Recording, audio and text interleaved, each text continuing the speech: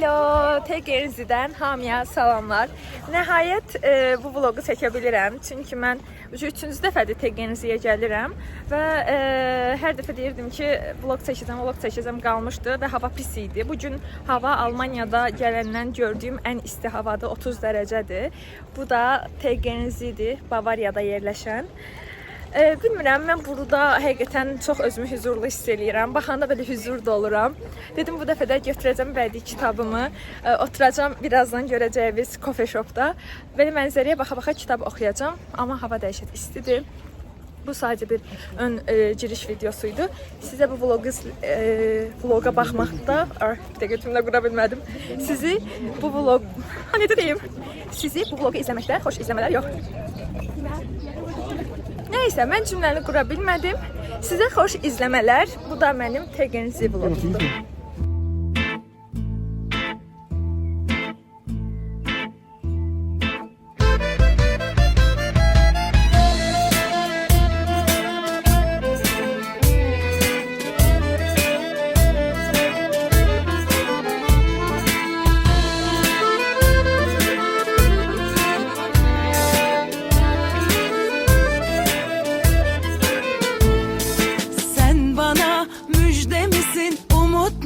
Sevgili kim demiş geçti mevsim. Amma deyilənə görə su soyuqdur.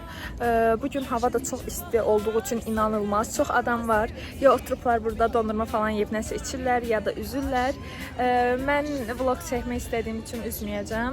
Sadəcə həmin o çox bəyəndiyim kofe yerinə gedib. Coffee shop dediyim restorandır əslində. Orada gedib kitab oxumaq istəyirəm. Çünki mən kültürlü bir kızım. Bahar geldiğinde mi ben böyle olurum, yoksa böyle olduğumda mı gelir bahar? Ayrıca bunun seninle ne ilgisi var? Tabii ki ben böyle olduğum için bahar. Çünkü sana değdiğinden beri ellerim, bütün kış dallarında tomurcuklar var.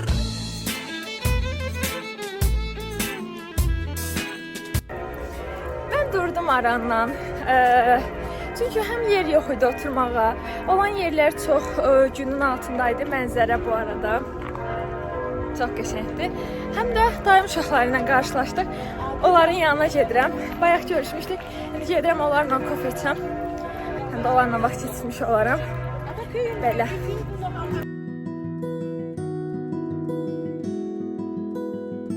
Belə bir cəmi turları var. Qiymətləri barədə heç bir fikrim yoxdur.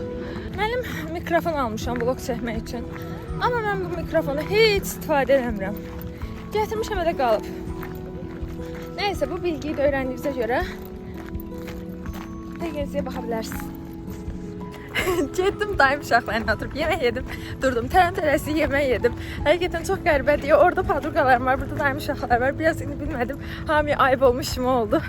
Cah orada, cah burada. İndi qayıdıram qızların yanına.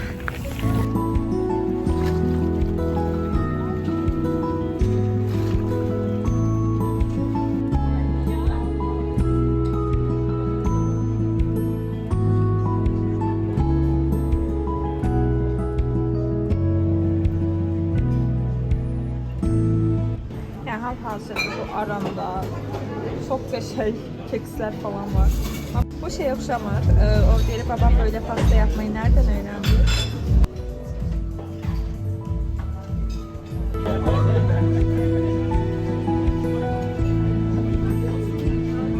Yani oturduğumuz mənzərədə üzümün görüntüsü, yani bütün gündü, yağdı, bilmiyorum.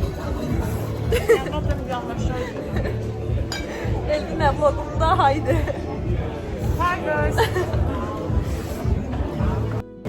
Təzə oturduğumuz yerə xoş gəldiniz. Həqiqətən bu yer o birisindən qat-qat yaxşıdır. Çünki kölgəlidir. Buradan da mənzərəmiz.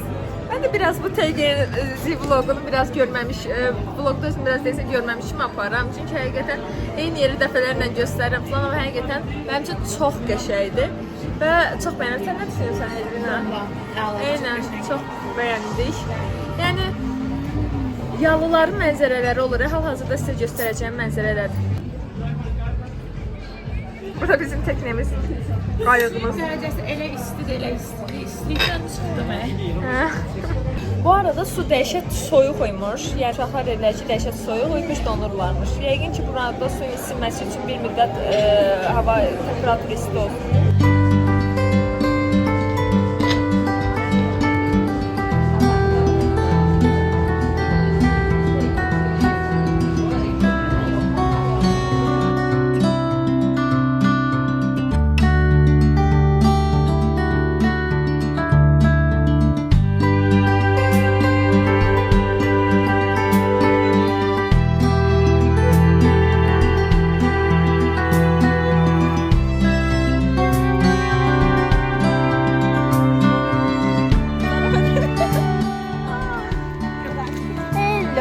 Bu vlogun bağlanış videosudur.